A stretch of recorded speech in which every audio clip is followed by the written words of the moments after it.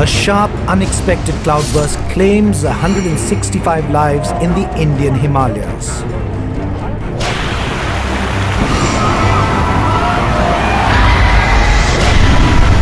A group of rafters is trapped in a deep and narrow gorge. The rafters are lashed by rain and threatened by massive landslides. Rocks are loose, they can come from top and our tents would become body bags. At the mercy of a wild river, they are trapped.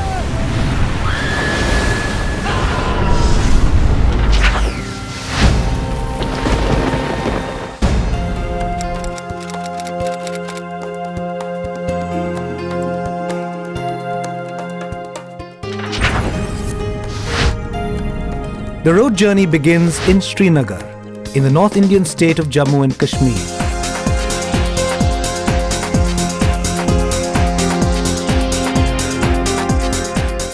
The team has no idea that they are heading into danger.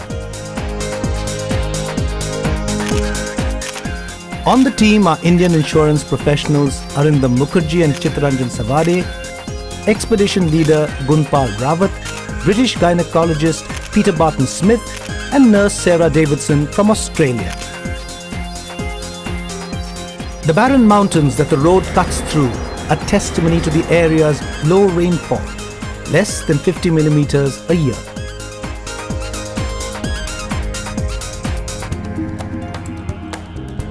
The route to the starting point of the river journey passes through Leh, the capital of Ladakh. No one knows that this town is about to be devastated. Just 3 days after the rafters embark on their journey, a midnight cloudburst will unleash lethal torrents of mud, boulders and water. It'll kill 165 people. Hydrogeologist Ritesh Arya had foretold this disaster. Most homes here are brick and mortar, strong modern constructions, unlike earlier times when they were built with mud. An expert in the terrain and water flow patterns here, he had warned that even the strongest buildings wouldn't be safe if there were flash floods, especially if they were built downstream of rainwater channels. But no one believed that there could ever be floods in dry Ladakh. I had predicted that it is not good enough to build concrete houses only.